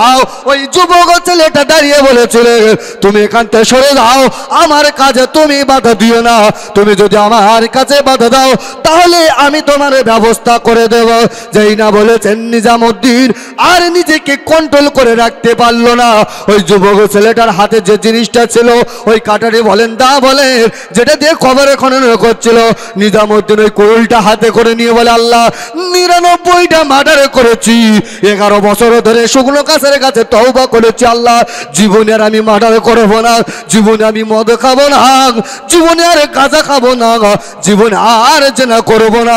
এই না আমি 11 বছর আল্লাহর কাছে তওবা করেছি আল্লাহ, কিন্তু আজকে একটা ব্যক্তি মারা গেছি, আর এই মৃত ব্যক্তির উপরে অত্যাচার করবে, খারাপ ব্যবহার করবে, আমি নিজামউদ্দিন কোনোদিন সহ্য করতে পারবো না। এই না বলে দেখা যায় নিজামউদ্দিন ওই হাতের ওই বাকারিটা নিয়েছে, ওই কাটারিটা হাতে করে নিয়ে বলেছিল আল্লাহ 99টা মার্ডার করেছি, তওবা করেছি 11 বছর, ফের একটা মার্ডার করে দেব, এতে আমার গুনাহ মাফ হোক আর না হয় না হোক, তবু মৃত্যু ব্যক্তিকে আমি কোনোদিন বেইজ্জতি করতে আমি দেব না। এই না বলে দেখা যায় ওই কাটারিটা নিয়ে ওই যুবক ছেলেটার গর্দানে মেরে মাথাটা দ্বিখণ্ডিত করে দিয়েছে। নিজামউদ্দিন হাতে তরবারি ওই কাটারিটা ফেলে দিয়ে শুকনো গাছের দাঁড়িয়ে কাঁদে, ওগো আল্লাহ ইতিপূর্বে 11 বছর ধরে আমি তওবা করেছি, ফের আমি একটা মার্ডার করেছি, যে একবার তওবা করে আর তওবা করার পরে যদি সেই কাজটা করে তওবা কবুল হবে না, ওগো আমার আল্লাহ এখন আমি জায়গায় দাঁড়িয়ে গিয়েছি, আমার তওবাকে কবুল হবে আমি জানি না। এই না বলে আল্লাহ পাকের দরবারে কাঁদে। এমন অবস্থায় দেখা যায় আল্লাহর ওলি ফরিদউদ্দিন ওই রাস্তা দিয়ে কদম তুলে হেঁটে যায়, দেখে সেই গাছের করে চুক্তি করে দাঁড়িয়ে রয়েছে। আল্লাহর ওলি ফরিদউদ্দিন গিয়ে সালাম দিয়েছে আসসালামু আলাইকুম ওয়া আলাইকুমুস সালাম। আল্লাহ নবী তিরমিজি শরীফের হাদিসের ভিতরে জানিয়ে দিয়েছে লা তাদখুলুনাল জান্নাতা হাত্তা তুমিনু। আল্লাহ নবী বললেন জান্নাত তৈরি করেছি শুধু একমাত্র ঈমানদারের জন্য। সাহাবারা বললেন ইয়া রাসূলুল্লাহ হাবিবাল্লাহ ঈমানদার হতে গেলে কি করতে হবে? আল্লাহ নবী ডেকে বলেন হাত্তা তাহাব্বু, একে অপরের মহব্বত করতে হবে, একে অপরের ভালোবাসা করতে হবে। একে অপরের যদি মহব্বত হয় আল্লাহ নবী বললেন হাত্তা তুমিনু, তার নামটা ঈমানদারের খাতায় লেখা হবে। সাহাবারা বললেন মহব্বত করতে গেলে কি করতে হবে? আল্লাহ নবী বললেন খাওয়া দিলে হবে না, পয়সা দিলে মহব্বত করা যায় না। আমি রাসূলুল্লাহ জানিয়ে দিলাম নিজেদের ভিতরে আফসুস সালামা বাইনাকুম, তোমরা যত নিজেদের ভিতরে সালাম দেবে আমার আল্লাহ তত মিল মহব্বত বাড়িয়ে দেবে। একটু জোরে বলে সুবহানাল্লাহ। শয়তান কিন্তু সমাজে এসে আগে মুসলমানদের ভিতর থেকে সালামটা তুলে নিয়েছে। বাপ বেটা সালাম হয়, স্বামী আর স্ত্রী বাসর ঘরে ঢুকেছিল সেই সে বলে আসসালামু আলাইকুম, কি সুন্দর করে সে বাসর ঘরে একবার সালাম দিয়েছে। আর এখন আর আচ্ছা সালাম স্বামী স্ত্রী আর হয় সালাম শুটে গিয়ে বাসর ঘরে সালাম দিয়ে ঢুকেছিল, সারা রাত কিকের পাড়ে গিয়ে দুজনে কেউ জানে না। আর এখন এসে নামাজের পরে ঘরে গিয়ে শুয়ে এক ঘুম রাত শুধু অদ্দম ধমা ছাড়ছে, পকমালের মতো ফোঁস ফোঁস করে দমা ছাড়ছে। বউ বলছে ওলা একটু ঘুরে শো, বলে এখন টেনশন নেই, রাত সকাল হয় না। কেন? মানে সংসারে বাস পড়েছে, সালাম উঠে গেছে, বাসও পড়েছে। বলছি আজ থেকে আমলটা করেন, ইমাম সাহেবের তিরমিজি শরীফের হাদিসটা খুলে দেখুন, আজ থেকে সালাম প্রচার করুন। বাসর ঘর আপনার যেমন কেটেছে আনন্দের সাথে, এখন আপনি 80 বছরের বুড়োটা কি হয়েছে, 80 বছরের বুড়োটা বাসর ঘরের মতো আমার আল্লাহ করিয়ে দেবে। জোরে বলেন সুবহানাল্লাহ। ফরিদ যাই সালাম দিয়েছে, মুখের দিকে তাকিয়েছে ওয়ালাইকুম সালাম, কিন্তু নিজামুদ্দিন কার চেনা যায় না। কেন বলেন দিন? আগে তো মাল ছিল সপ্পা পরিষ্কার, এখন তো সে চাচা সাধু বাবা হয়েছে, গোবদারি সব সমান, গোমদারি সব সবার। ফরিদুদ্দিন চিনতে পারেন না যন্ত্রটা কি। বলছে বাবা তোমার নাম আনতো, তোমার নাম কি? বলছে আমার নাম নিজাম। বলছে ও সেই নিজাম? বলে হ্যাঁ। বলছে হুজুর আপনার? বলে আমি সেই ফরিদ। বলছি ক বছর হলো? বলে 11 বছর। বলছে হুজুর আপনাকে বলেছিলাম 99টা মার্ডার করেছে, ফের একটা করে পূরণ করেছে 100, এখন তওবা আমার কি দোয়া কবুল হবে? বলছে তুমি গাছের দিকে তাকাও। বলছে হুজুর এখনো গাছের দিকে তাকাইনি। বলে গাছে যদি পাতা হয়, ফল হয়, গাছ যদি জীবিত হয় তোমার তওবা কবুল হবে। ফরিদুদ্দিন গাছের গায়ে তাকিয়ে দেখছে গাছটাকে আমার আল্লাহ জীবিত করেছে। জোরে বলেন, একটু জোরে বলেন নারে তাকবীর। কি ছিল কি ছিল? আমরা তো বড় মোস্তাদ, অনেক মুসলমানের বেটা চাঁদে। আমি জলসা টলসা পছন্দ করিনি, আমি জলসা টলসা পছন্দ করি, আমি জলসা খুব বেশি যাইনি, শুনিনি, আমি জলসা শুনিনি। ও যন্ত্র যে বলছে আমি জলসা শুনিনি, ও ডেকে জিজ্ঞাসা করো দিন হেগে কতটা পানি লিতে হয় বল দিন, শশাতে হয় কতটা? 100-র মধ্যে 95% লোক জানে না। এই কঠিন শীত যাচ্ছে না, আগেকার মুরব্বী মায়েরা কি করতো, বালতিত করে পানি তুলে ঘরের ছেঁচে রেখে দিত না পেশা পায়খানা যাওয়ার জন্য। আর বালি এলাকায় যদি হয় ওই পানি যদি এনে তুলে রেখে দেয়, ঠান্ডা হবে না? হবে না? মনে হচ্ছে বরফ জমে গেছে। আর এর পাতলা পায়খানা হচ্ছে, ছুটে গিয়ে বাথরুমে ঢুকেছে, আর এদিকে বদনায় পানি, আর ওই ঠান্ডা পানি যাই দিয়েছে ছ্যাঁক করে উঠেছে। এ কোনো রকম ধুয়ে যদি উঠে পালায়, আর ওইভাবে ফজর আজান হয়েছে, ওই হালতে যদি নামাজ পড়তে হয়, নামাজ হবে? কতক্ষণ শোষাতে হবে? ইমাম আজম আবু হানিফা বলছে এইরকম 3টে আঙুল দিয়ে ভালো করে ঘষতে হবে আর পানি ঢেলতে হবে। কতক্ষণ? পানি ঢেলতে ঢেলতে আর ঘষতে ঘষতে কস কস কস কস কস যতক্ষণ শব্দ না হবে ততক্ষণ চালাতে হবে। জিজ্ঞাসা করে অর্ধেক মুসলমান জানে না। জানে? সত্যি করে বলছে, হাসছেন, জানে না, কোনো রকম একটু ধুয়ে দিয়ে পালাচ্ছে। আল্লাহু আকবার। আর রাসূল বলছে ওয়াফিল আখিরাতি মিনাল খাসিরিন, ওই ইবাদতটা তোমার জন্য জাহান্নামের কারণ হবে, কেন তুমি হেগে শোষাতে পারোনি তাই। ভাবো যে আমার ভাইয়েরা, মুসলমান জলসাকে অতি পছন্দ করে না, একটাই কারণ হলো অহংকার করার জন্য। যদি জলসাটাকে পছন্দ করত, আপনার গ্রামের মানুষেরা বাড়ি শুয়ে থাকতে পারতো না, জলসা আসারকে এসে বসতো। যারা অহংকার করেছে, সে পীর হতে পারে, সে ওলি হতে পারে, সে আলেম হতে পারে, সে যেমন কোয়ালিটির মানুষ হোক না কেন, আমার আল্লাহ কোরআন পাকের ভিতরে জানিয়েছে যার ভিতরে অহংকার থাকবে, এই অহংকারের ভিতরে সেই মানুষটা কিন্তু ধ্বংস হয়ে যাবে। আমাদের যতটা নবী নবী এসেছে 1,24,000-এর মতান্তরে 2,24,000 নবী আলাইহিস সালাতু ওয়াস সালাম এসেছেন। একটা কিতাব দুনিয়াতে আমাদের সমাজে বার হয়েছে 25 জন নবী ও রাসূল। আশরাফ আলী থানভী রহমাতুল্লাহ আলাইহির লেখা এই কিতাবের ভিতরে একজন নবীর বর্ণনা করেছেন যে নবীটার নাম হলো নবী সুলাইমান আলাইহিস সালাতু ওয়াস সালাম। নবী সুলাইমান যখন রাজত্ব করতেন আমার আল্লাহ উম্মতি মুহাম্মাদের জন্য গাইড বুক করে দিয়েছে। আল কোরআন আর রহমান আল্লামাল কোরআন, আমার আল্লাহ আমাদের গাইড বুক করে দিয়েছে কোরআন। কিন্তু প্রত্যেক নবীকে প্রত্যেক নবীর উম্মতের জন্য এক একটা গাইড বুক করে দিয়েছিল। হযরত মুসা নবী আলাইহিস সালাতু ওয়াস সালামের গাইড বুক ছিল লাঠি, কিন্তু নবী সুলাইমান আলাইহিস সালাতু ওয়াস সালামের গাইড বুক ছিল হাতের আংটি। আল্লাহ ডেকে বলেছিলেন নবী সুলাইমান আমি তোমাকে तमाम পৃথিবীর নবী করে পাঠালাম, আর তোমার হাতে যে আংটি দিয়েছি এই আংটিটা যদি তুমি ধারণ করে রাখতে পারো तमाम পৃথিবী তোমার হাতের মুঠোয় থাকবে, তবে তুমি কোনোদিন অহংকার করবে না। যদি আংটিকে খুলে ফেলো তোমার রাজত্ব চলে যাবে, পৃথিবীর কেউ তোমাকে চিনতে পারবে না, পৃথিবীর কেউ তোমাকে মুছবে না। যতদিন তোমার হাতে আংটি থাকবে ততদিন तमाम পৃথিবীর মানুষ তোমাকে চিনবে। নবী সুলাইমান আলাইহিস সালাতু ওয়াস সালামের হাতে আংটি, কিন্তু আল্লাহ ডেকে বললেন সুলাইমান তোমার হাতে যে আমি আংটিটা দিয়েছি এই আংটিটা হলো পবিত্র আংটি, এই আংটিটা নিয়ে খবরদার তুমি বাথরুমে যাবে না। আর বাথরুমে যখন যাবে হাতের আংটিটা খুলে রাস্তায় রেখে দিয়ে যাবে, তবে রাস্তায় যে জায়গায় আংটিটা রাখবে ওটা যেন আংটিটা চুরি না হয়, আংটিটা যেন চোট না হয়। আংটি যদি চুরি হয়, আংটি যদি ছোট হয় তাহলে তোমার রাজিত্ব চলে যাবে। ভালো আমার ভাইয়েরা নবী সুলাইমান আলাইহিস সালাতু ওয়াস সালাম রাজদরবারে বসে বসে চিন্তা ভাবনা করেছে। মানুষ যার খায় তার বাঁশ দেয়, এমন মানুষ আছে বাঁশ দেওয়া সবার জায়গা দিলে তার সে খাবার জায়গা দিলে সবার জায়গা করে। অনেক মানুষ রয়েছে যারা খাবে তার বুকে ছুঁড়ে মারবে। আমি মানুষের দিকে অতটা পছন্দ করি না, তাই তো আমার আল্লাহ কোরআনে পাকের ভিতরে দুটো জাতির বর্ণনা করেছে ওমা খালাকতুল জিন্না ওয়াল ইনসা ইল্লা লিয়াবুদুন। আল্লাহ জিন জাতিকে সৃষ্টি করেছে, জিন হলো 3 কোয়ালিটির জিন, তার ভিতরে একটা জিন রয়েছে ইমানদার। আমার আল্লাহ ওই ইমানদারের জিনের পাওয়ারটা আলাদা করে দিয়েছে। নবী সুলাইমান আলাইহিস সালাতু ওয়াস সালামের তাবে ছিল ইমানদারের জিনেরা, তাই ইমানদার জিনেদের ভিতরে দিয়ে একটা জিনকে বাছাই করে নিয়েছে। সেই জিনটার নাম হলো আসিফ ইবনে বরকিয়া। ওই জিনটাকে ডেকে বলেছিল আসিফ তুমি বড় ইমানদার, আমি আমার নবুয়তের কায়দায় দেখে দিয়েছি, তুমি বড় ইমানদার আল্লাহ ওয়ালা মানুষ। আসুন হ্যাঁ আচ্ছা একটু তাকবীর দাও তো, নারে তাকবীর, নারে তাকবীর। ভাই আল্লাহু আকবার নাম নিলে কে খুশি হবে? আল্লাহ খুশি হবে, তাই তো? আল্লাহ খুশি হলে কি আপনার এলাকায় গজব টজব পাঠাবে না? কি বলেন দিদি? তা যেভাবে বলছেন তো মনে আছে আল্লাহ রেগে গেলি মানে কিছু একটা হবে। হ্যাঁ না এরকম বাড়িতে বউকের সাথে ঝগড়া টগড়া বেদ গেছে বইয়েছে যে মনমতি ভালো না, কি করে আল্লাহ আকবার লোক। ভাই খুশির তাকবীর, নারে তাকবীর, নারে তাকবীর। জনাব ভাই সাহেব হুজুর কেবলা, জনাব ভাই সাহেব হুজুর কেবলা আওলাদে মুজাদ্দিদুজ জামান, আওলাদে মুজাদ্দিদুজ জামান। নারে তাকবীর, নারে তাকবীর। দরুদ আল্লাহুম্মা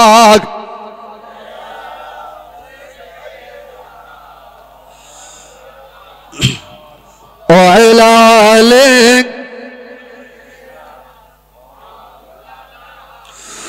কবে তুমি হাক ডাক দিবে আমার, তোমারি আদর ও কোলে, তোমারি পক্ষেতে ঘুমায় পড়িব বিশ্বের মায়া বলে। অতি আদরের ওই নবীজিকে তুমি পড়াইছো অমর অঘোর। হাসান হোসাইন কেঁদেছিল তারা নিরালায় নির্ঝম।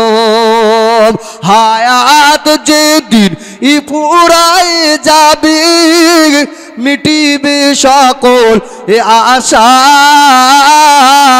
প্রাণ পাখি মোর উড়িয়া যাবে শূন্য রবে খাসা। আল্লাহুম্মা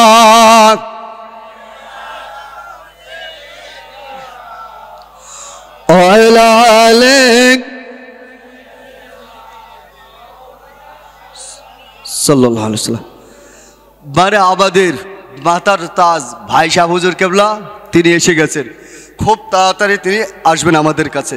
এটা আমাদের খুশির ব্যাপার, কারণ টাকা দিয়েও সব জিনিস মেলে কি সব জিনিস, তবে শরীর মোজাদ্দেদে জামান দাদা হুজুর পীর কেবলা রহমাতুল্লাহ আলাইহির বংশের একটা পাওয়ার আছে, অনেক ঘটনা।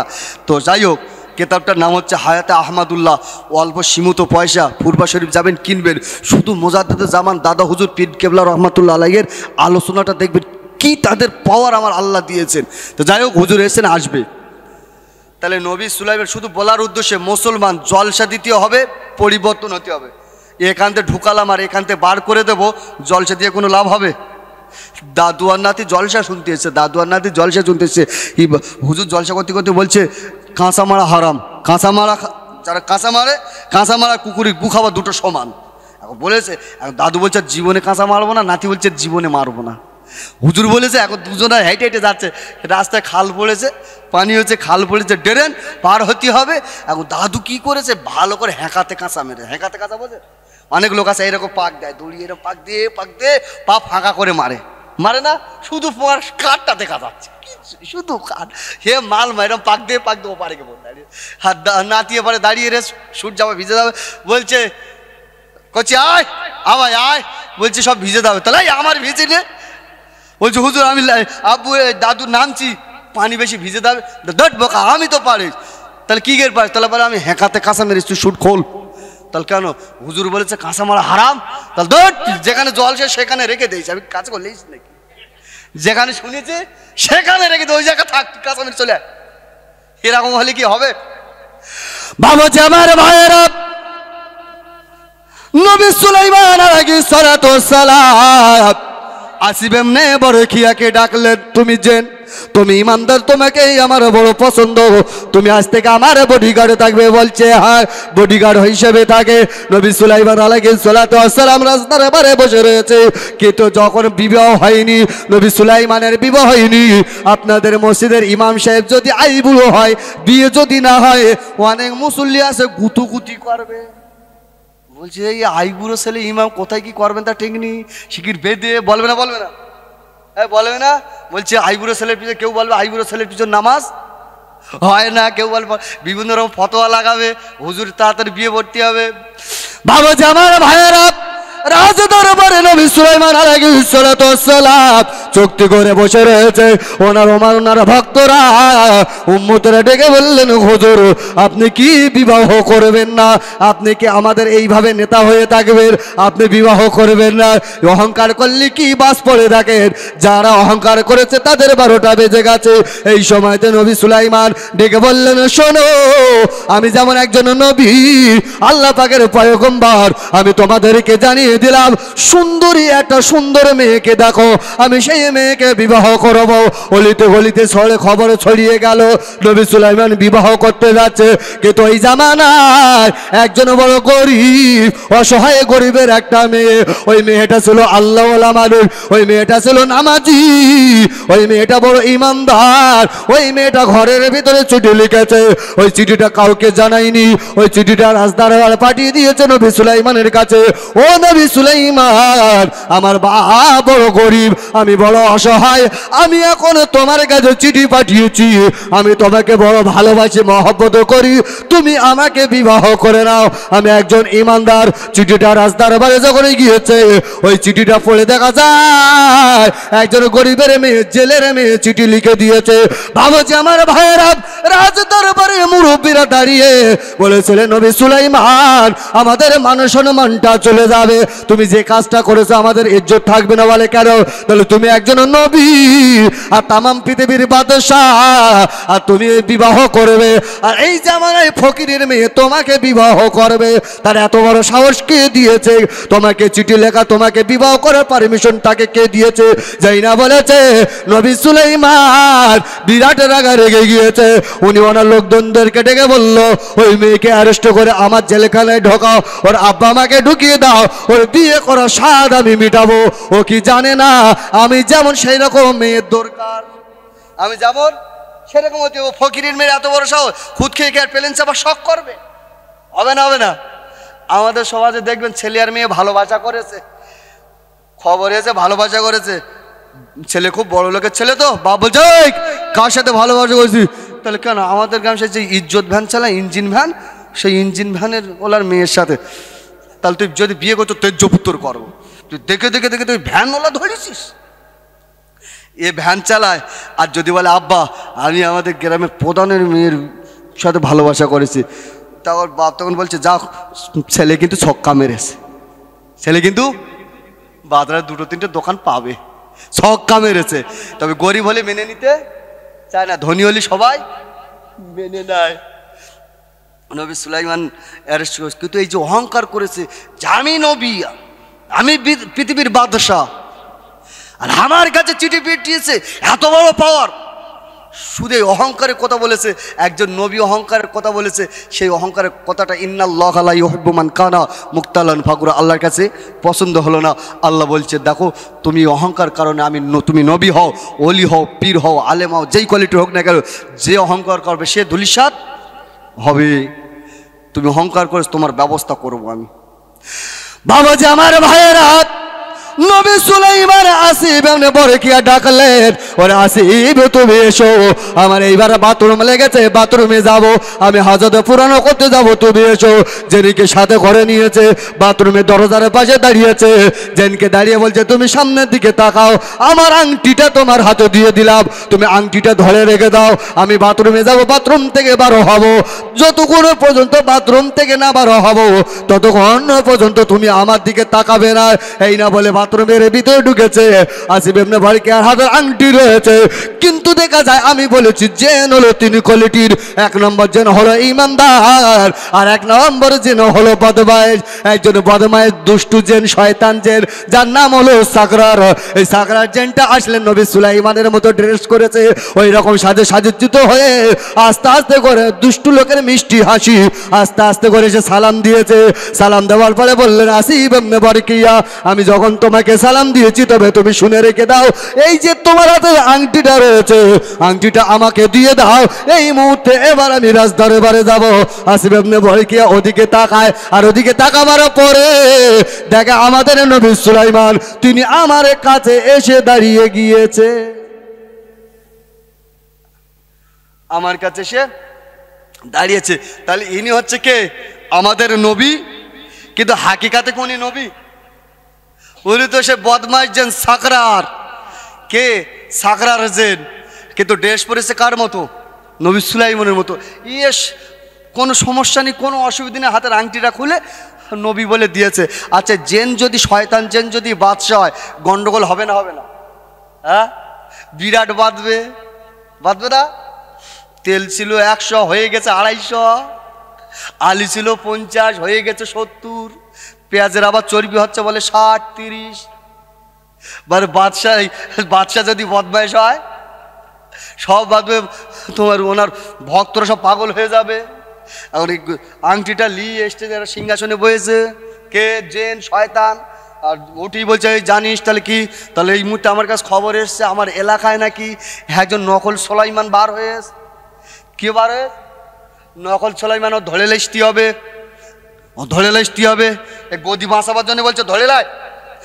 বাবা যে আমার ভাইয়েরা, নবী সুলাইমান আলাইহিস সালাতু ওয়াস সালাম এদিকে বাথরুমের ভিতরে এ যন্ত্র এইবারে গদিতে বসে বলছে নকল মাল বার হয়েছে, হাতে রয়েছে জেনের আংটি, আর জেনের হাতে আংটি, এমন অবস্থায় বসে রয়েছে। আল্লাহ নবী সুলাইমান বাথরুম থেকে বার হয়েছে, আর বারে আসিফ ইবনে বরকিয়াকে বলছে আসিফ এবার তুমি আমার আংটিটা দিয়ে দাও। যেই বলেছে আংটি দাও, আংটি কার কাজ? কার কাজ? জেনের কাছে, সে বদমাইশের কাজ, সাকরার কাজ। তখন এইবার আসিফ ইবনে বরকিয়া লাম মেরে উঠেছে, খোদা এই তো সেই নকল সুলাইমান। আমাদের বাচ্চা বলছে নকল বল বার হয়েছে, এই সেই যন্ত্র।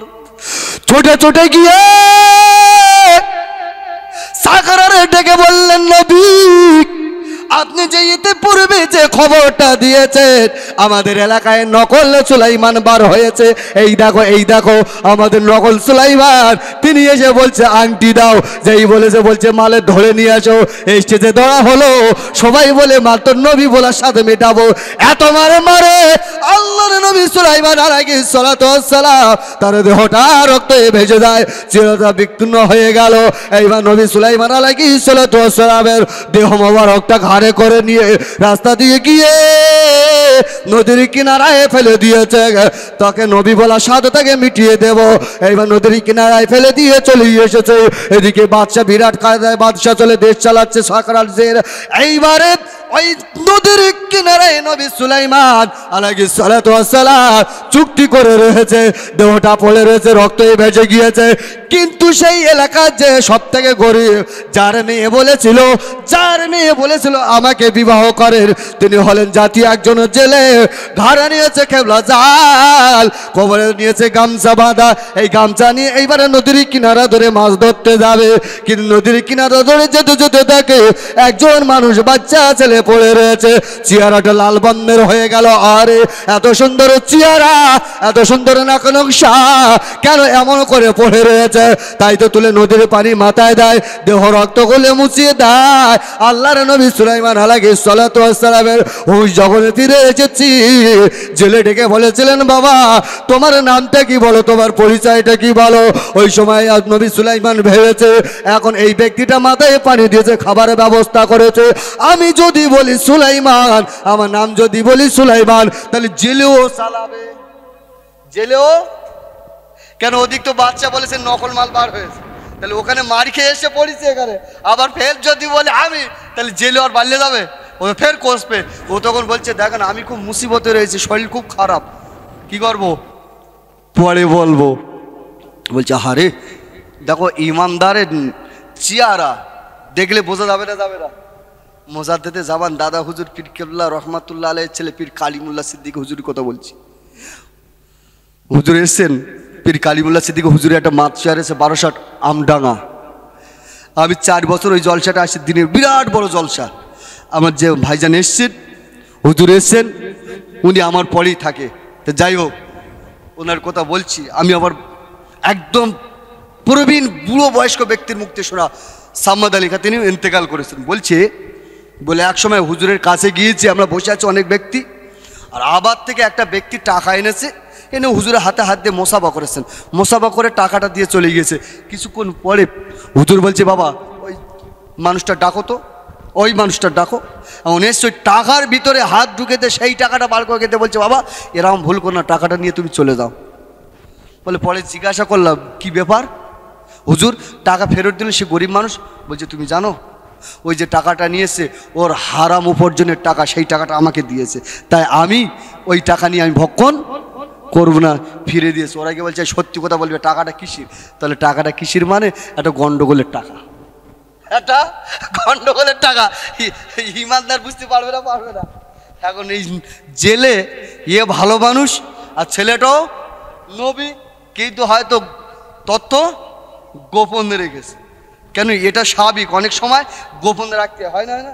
হ্যাঁ, আমাদের এলাকাতে ছেলেমেয়েরা ফোনে ভালোবাসা করছে, হ্যালো বলছে বলো কেমন, সব কথাবার্তা হয়ে গেছে। বলছে কী করো, অনেক কথাবার্তার পর বলছে দেখ আমার বিয়ে হয়নি, আমি এই করি সেই করি। বিয়ে করেছে, ঘর বাড়লে থাকে, বলছে চলো বাড়ি যাই। বলে আমার তখন পার্টি বিরাট ঝামেলা, এখন আমার বাড়ি যাবার সময় না, গেলে বিরাট মারবে। অর্থাৎ যন্ত্রের বাড়ি কী রয়েছে, বউ রয়েছে, জানাজানি হয়ে যাবে। ওই জন্য বলছে বুঝলেন, এর গোপন রাখে। নবী সুলাইমান আলাইহিস সালাম বলছে বলে বাপ পরে বলবো। তো বলছে চলো তোমার শরীরটা যখন খারাপ, চেহারাটা এই হাল, চলো বাড়ি যাই।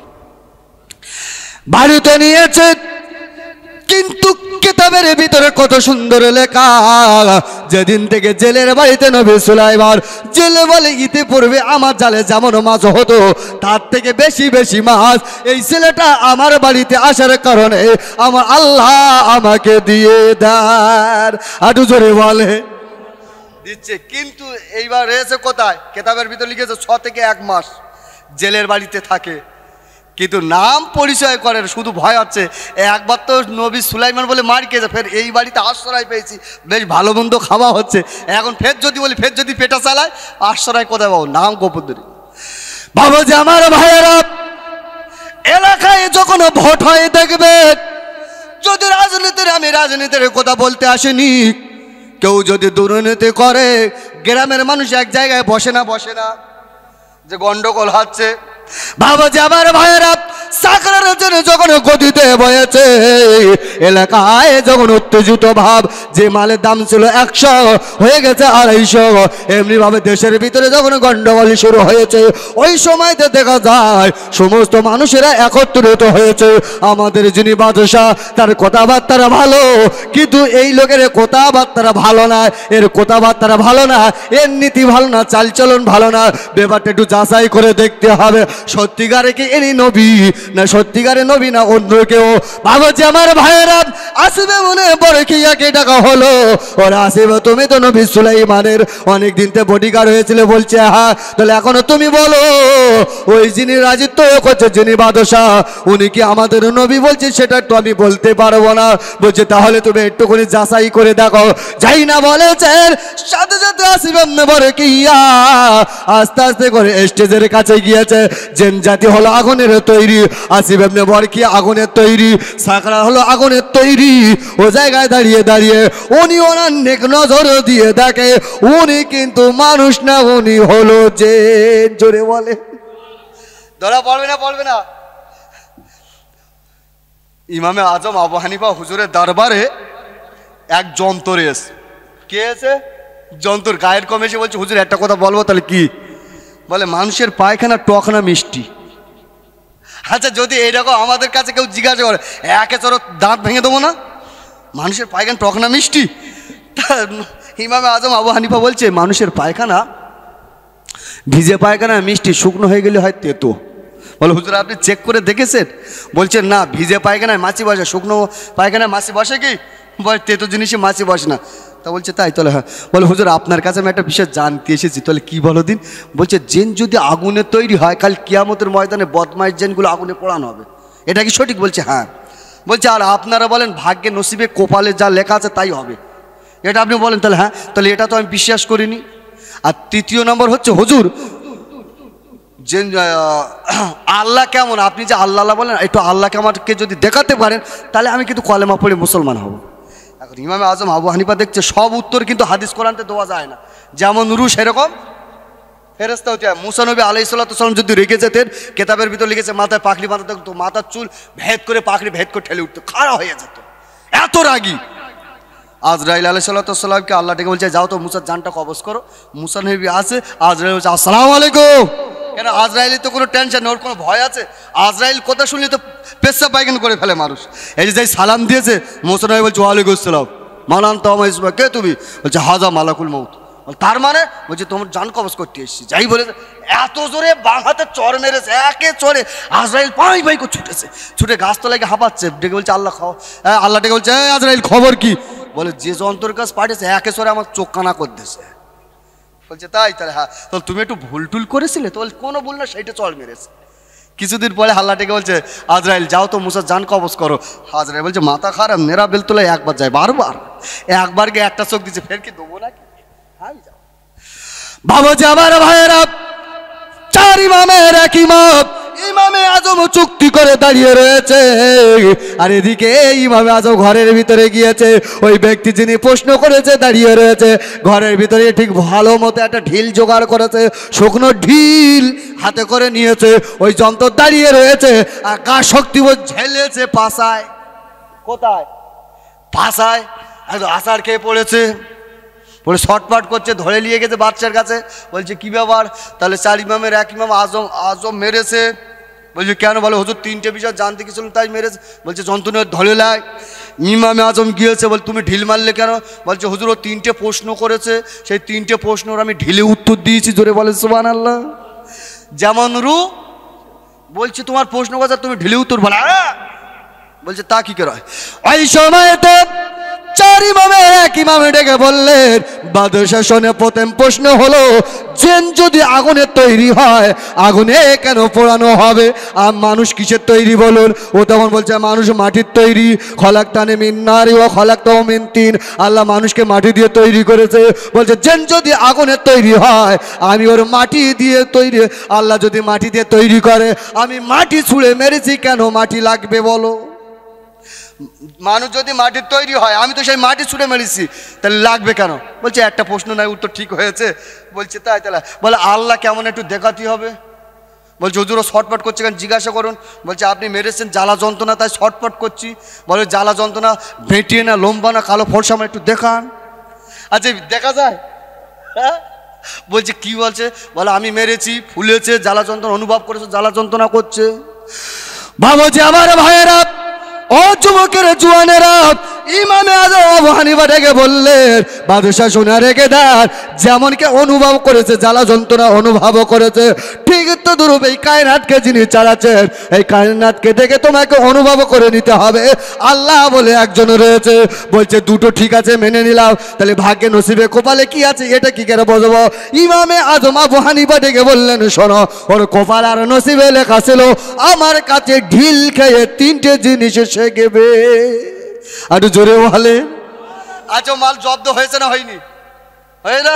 এইবার বলছে, হুজুর তাহলে একটা কথা বলি, ফেকড়া কলে ফেলতে পারেন। বলছে, হুজুর তাহলে কি, তাহলে বিশ্বনবী মেয়ারাজে গিয়েছিল? বলে, হ্যাঁ। তাহলে আপনি তো বলেন মেয়ারাজে গিয়েছিল, আল্লাহর সাথে কথা বলে 27 বছর। তো বলছে, হ্যাঁ। তাহলে আল্লাহর ঘর কেমন, দরজা কেমন, আল্লাহ থাকে কোন জায়গায়, সে ঘরে কোটা দরজা কোটা জানালা বলতে হবে। আচ্ছা, আপনার যারা বসে আছেন বলেন দিনে, আল্লাহর ঘর দরজা কোটা বলতে পারবেন? বলছে, আছে নাকি? বলছে, আল্লাহর ঘর দরজা আছে নাকি? না। তো ইমামে আজম আবু হানিফাকে বলছে, বলে, আল্লাহর ঘর দেখাতে হবে। যদি আল্লাহ যদি থাকে আর মেয়ারাজ যদি বিশ্বনবী গিয়ে 27 বছর কথা বলে, আল্লাহর ঘরটা কি দেখাতে হবে। এখন ইমামে আজম মাথায় হ্যাট করে বলছে, এরকম প্রশ্ন সম্মুখীন কোনোদিন হয়নি, তাহলে ও আজ উত্তর যদি দিতে পারি, বাঁচবো না তো আমার ধরে শিলচ্ছেদ করবে। ভাবো যে আমার ভাইয়েরা, চার ইমামের এক ইমাম চুক্তি করে দাঁড়িয়ে এমন অবস্থায় দেখা যায়, হাঁসের বাচ্চার কোনোদিন সাঁতারে কাটানো শেখাতে হয় না। একটা 18 বছরের যুবক ছেলে কোরআনের হাফেজ ছুটে ছুটে ছুটে ছুটে রাজদরবারে বাদশার সামনে গিয়ে দাঁড়িয়েছে। চার ইমামে এক ইমাম আজমকে ডেকে বললেন, হুজুর আপনি চিন্তা করবেন না, আপনি আমার ওস্তাদ, আপনি আমার পীর, আপনি আমার জন্য দোয়া করেন। যে যন্ত্র বলেছে আল্লাহর ঘরে দেখাতে হবে, আপনি আমার জন্য যদি দোয়া করেন, আমি দায়িত্ব নিয়ে বলছি, ওই ব্যক্তিকে আল্লাহর ঘর আমি দেখিয়ে দেব। আটু জোরে বলে সুবহানাল্লাহ। যাই না বলেছেন, চার ইমামের এক ইমাম ওই যুবক ছেলেটাকে জড়িয়ে বলেছিলেন, কচি তালি তুমি কি দেখাতে পারবে? বলে, হ্যাঁ। বলছে, আপনার চিন্তা নেই, আপনি দাঁড়িয়ে যান, কোথা আমাকে বলতে দেন। চার ইমামের এক ইমামকে বসিয়ে দিয়েছেন। ওই যুবক ছেলেটা বাদশাহকে ডেকে বললেন, বাদশাহ এখন আল্লাহর ঘরে যদি দেখতে হয়, তাহলে আপনার কাছে আমি দুটো দাবি করব। বলছে, কি? তাহলে যে বাড়িতে হাসা রয়েছে সেই বাড়িতে হাসি রয়েছে, যে বাড়ি মোরগ রয়েছে সেই বাড়িতে মুরগি রয়েছে, এই যে বাড়িতে হাসা হাসি রয়েছে ওই বাড়ির ডিম আমাকে এনে দিতে হবে। কি লাগবে? ডিম দিতে হবে। যদি দিতে পারেন তাহলে আমি দেখাবো। বলছে, হ্যাঁ ডিম দিয়েছে, হাঁসের ডিম আর মুরগির ডিম খোপে দিয়ে তাই বসালে কদিন পরে বাচ্চা ওঠে? মুরগি 21 আর হাঁস 1 মাস 28 দিন, তাই তো? 21 দিন হয়েছে। স্টেজের সমস্ত মানুষ রাজদরবারে একটা বাচ্চা ছেলে আল্লাহর ঘর দেখাবে, সবাই আসবে না? আসবে না? আপনাদের ইমাম সাহেব যদি বলে আল্লাহর ঘর দেখাবো, চলে আয়, গ্রামে আর লোকের জায়গা দেওয়া যাবে? হ্যাঁ, সবাই ছুটে আসবে। আর যদি না দেখাতে পারে কাটি দেবে না? দেবে না। বলে, মিথ্যেবাদী, চিটিংবাজ, জলসা করতে গেছি, জিজ্ঞাসা করছে, বলছে, হুজুর তাহলে কি? বলে, হুজুর নামাজে নিয়ত করেছে আল্লাহু আকবার। তারপর বলছে, হুজুর নামাজে নিয়ত করেছে, আমি দাঁড়িয়েছি, কিন্তু আমার ছায়াটা সামনে পড়েছে। কোথায় পড়েছে? দাঁড়ালে ছায়া পড়ে না? এখন ওই ছায়া যদি সামনে পড়ে, ওই ছায়ার ওপরে সেজদা দিলেই নামাজ হবে? আচ্ছা, এরকম প্রশ্ন আপনার কেউ শুনেছে? মানে ও যে এত বড় বিষ, ওই কাঠি তোমার জন্য ঘুরে ঘুরে বেড়ায়। হ্যাঁ, হুজুর আসছে নাকি? হ্যাঁ, তকবীর দান তো দেখি। নারে তকবীর, নারে তকবীর। জনাব ভাই সাহেব হুজুর কেবলা।